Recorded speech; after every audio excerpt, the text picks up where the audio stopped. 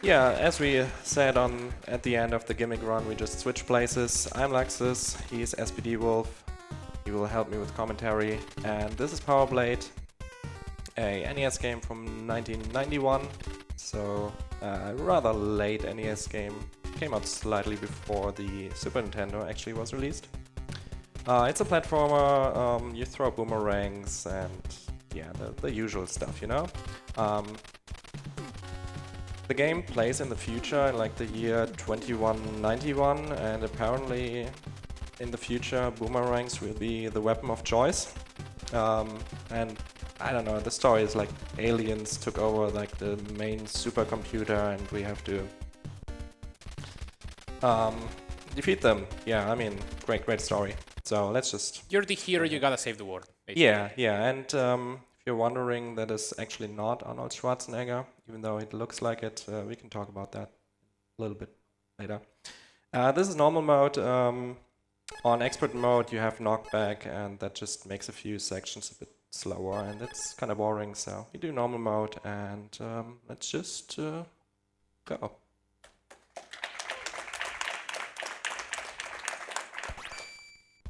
Alright, so you have a level select, but we end up doing the stages in like the intended order, basically, from, oh my god, from 1 to 6. At first you can see like Nova, our character, has like the best walking, running animation ever. It's really good. It's just the way of walking in the future.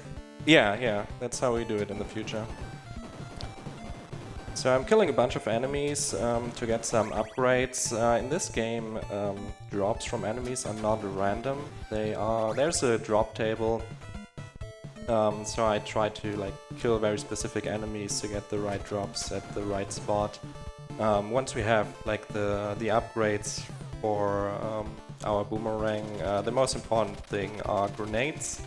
We will use a lot of those throughout the run. And this is our first contact. In every stage I have to talk to a contact. He gives me an ID card to open up the boss door. That's our first grenade. Basically just a screen nuke, but there are better things to do with the grenades later.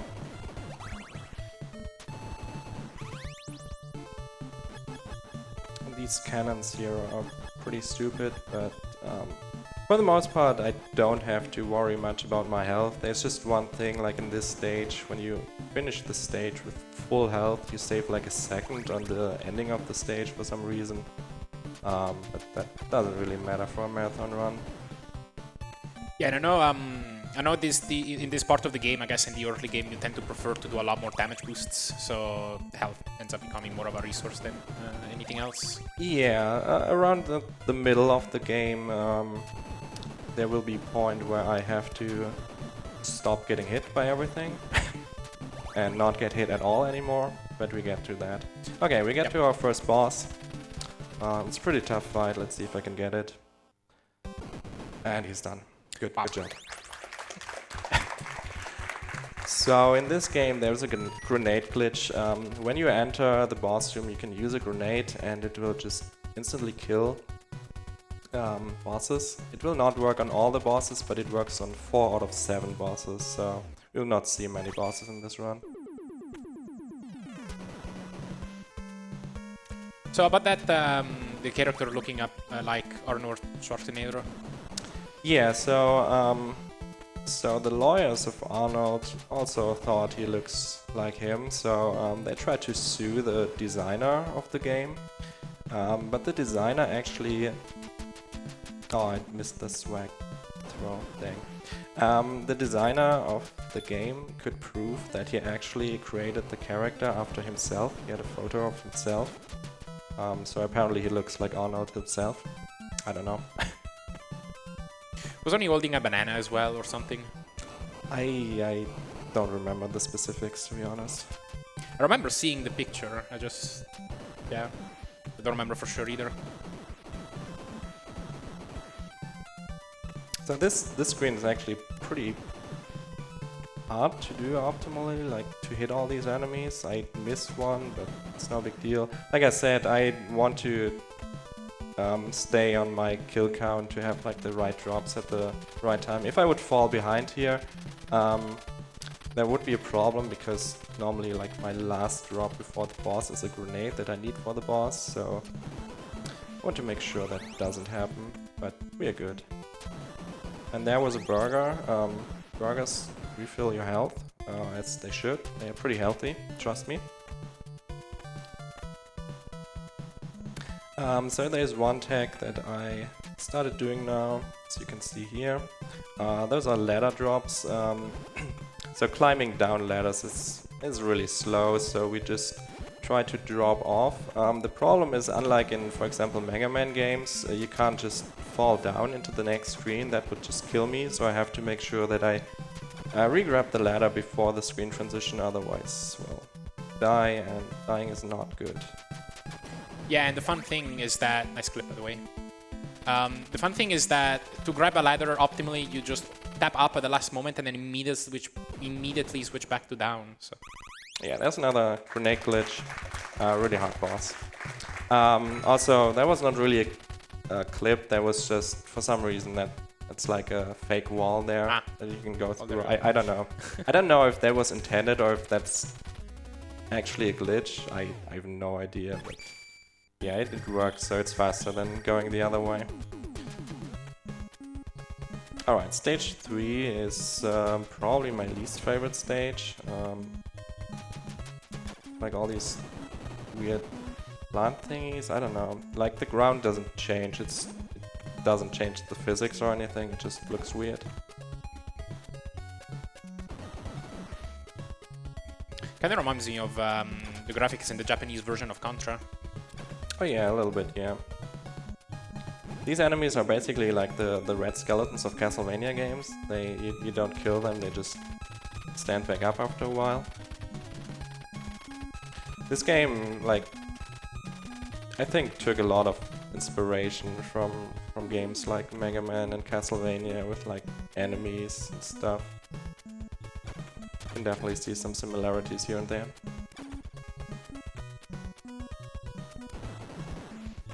Okay, I got my burger there. That's a sign for me how my kill count is going, and it's right where I want it to be. Shouldn't need that health, so. Also, talking to the contacts actually acts as a checkpoint, so in case I die, I will go back to the contact, which in some stages is pretty far back.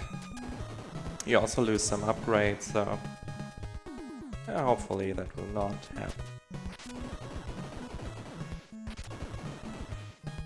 Oh yeah, another thing we didn't talk about yet is drop cancels. Can you explain those real quick? Oh yeah, so much like in Castlevania actually, when you fall from a great height you have a bit of a clunk period. And you can cancel that with an attack. So that's attack that you basically are going to do every time you fall from a height. This boss is quite something, isn't it? Yeah, this is like, we actually have to fight this boss unfortunately, and it's literally the one thing in this run that is random. Because these hatches that you have to kill, they open up randomly, so sometimes you have to wait quite a bit. This one was fine. Like once they open up, if you throw your boomerangs the right way, you can stun lock them, so you can at least kill them in one cycle. Alright, coming up are the really important tricks of this run. Nice, got them first try. Yeah, that's a clip. We're going to be seeing a lot of these coming up. Yeah, so you were not supposed to jump up to those platforms. Basically a pixel-perfect trick to clip a little bit into those platforms to be able to get up there. The first one only saved like a second or so, but the second one saves you from going up and around, which is like 15 seconds. There's one in the next stage that saves like 1.5 minutes. It's a really big one. Yeah, and I believe to do these clips, you need to start at a certain pixel, jump into the block, and then start holding into then the block. turn around. Yeah. Yeah. pretty specific timing. Okay, so this is the power suit, right? That is the power suit. So the power suit gives me a stronger attack, which like has a way bigger hitbox as well, as you can see. And the important part about the power suit is you can see to the right of my health at the top of the screen, these 3 blocks, that is the health of the power suit. So if I get hit 3 times, the suit is gone, and I pretty much want to keep this suit for the rest of the game. There's one backup suit in stage 6, but I hope I don't need it. One more clip here, perfect. Yeah, so pretty much this is where you stop damage boosting as much and you just... No more damage boosting now. Coming up, it's the scariest room of the whole run. I hope I don't mess it up. These jumps are scary. That was close.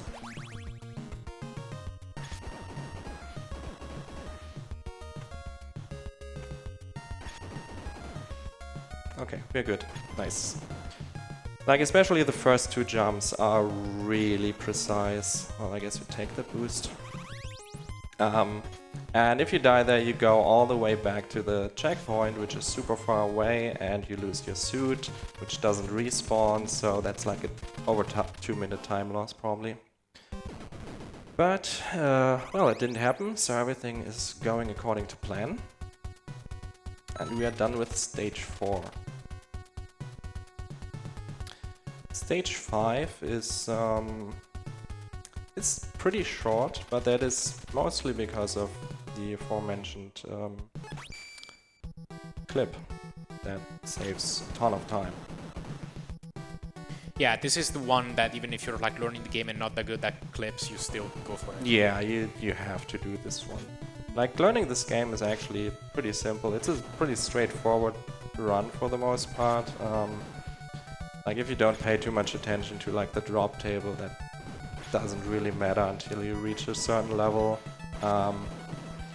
The clips are kind of tricky, but for most of them you don't have to go. But this one at the end of this stage, it's just so big, you really want to do it.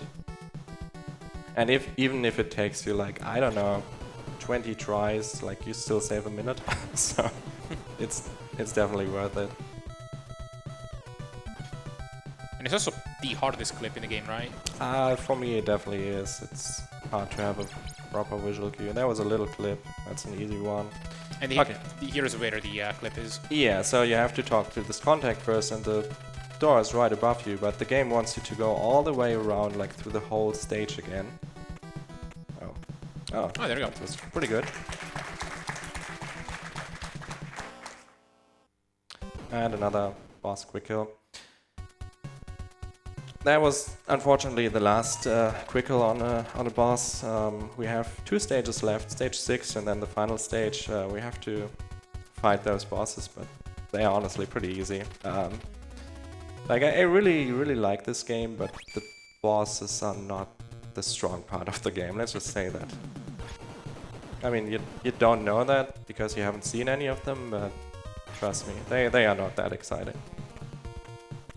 Yeah, I saw a little bit of them in the practice room and it seemed pretty rough. I did some jumps there to I get these enemies that are pretty similar to some Mega Man enemies to come up earlier, so I don't have to wait for them. So by the way, this series of video games is pretty interesting, isn't it? Because there's 2 other games in the Power Blade franchise, and they're all completely different from this. Yeah, so there is Power Blazer, which is basically the setup, the Japanese version of this. This version here never came out in Japan.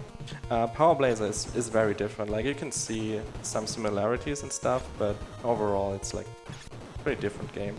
Okay. Yeah, it's like a different game that has different mechanics and stuff, but you can recognize assets here and there. Yeah, and you still throw a boomerang, but it's a lot worse. This is another big one. For some, that green block clip is like the hardest one. For me, usually it isn't. Shout out to Ahmad, the world record holder. He hates that clip. But we got through pretty well. And yeah, then there's also Power Blade 2, the sequel, which like is kind of similar, kind of different. And for some reason it looks a lot worse than this game, and I just don't like Power Blade 2 at all. It just isn't good. It looks like they were trying. It looks like they were trying to make Power Blade 2 a lot more similar to a Mega Man game, I suppose. Yeah, and they kind of failed. Okay, 2 more little clips here. Easy. And we actually have a boss here. Like, call him the Terminator, but I don't know. Yeah, I mean, exciting boss. Ooh. Didn't get to do anything, but he also doesn't really do anything except for walking around, so yeah, now we are done with the 6 sectors, so we can go to the final stage. And this is like the evil boss, like evil alien Lenin. He also looks like JC, so shoutouts to JC. But yeah, he just tells us to not come for him, I guess, but it doesn't work.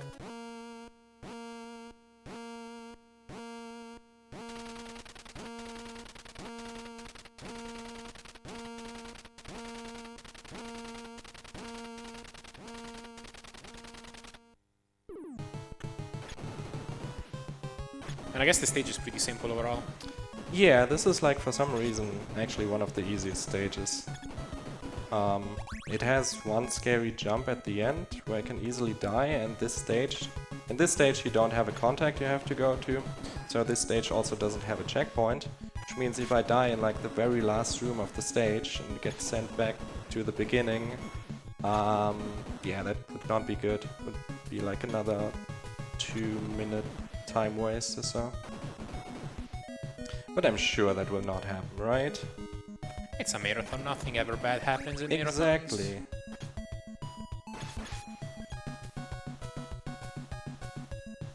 So since I'm still on my right kill count, I got two grenades just to make this room a tiny bit faster. Otherwise we don't really need grenades anymore.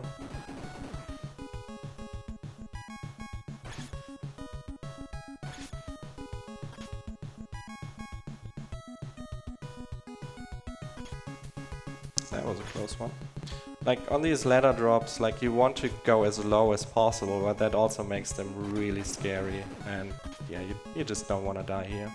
Alright, here's the stupid jump. Okay, we got it. Nice. You can easily slip off that that block. Alright, final boss time. It's a really weird thing. You can only hit it twice each cycle, and you don't have the power suit, like it's a lot slower. So you just go to the edge and he can't hit you and you shoot up. It's like I said, bosses in this game are not that exciting. We have one more phase.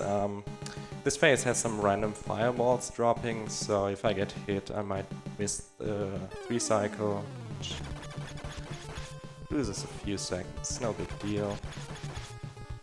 Okay, we are good. Nice. That was a really good run. Time is coming up soon. That's like 20 seconds from your PB or something, right? That's really good. My PB, which was world record at some point, is at 17:17. By now Ahmad pushed the run down to 17:05, which is like an insane run.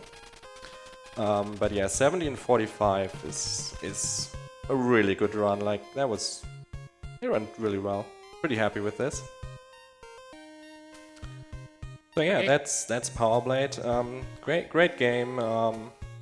Everyone should give it a try. Be it casual or as a speedrun. It's a pretty simple game to get into, especially if we talk about NES difficulty. It's a great game. Great music.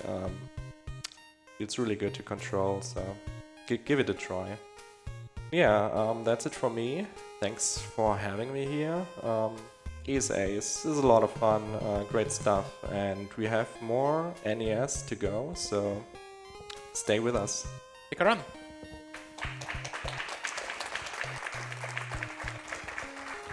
Definitely, we have much more coming. Next up is Nintendo Power Half Hour from Apollo. We're gonna take a little break, but stay tuned.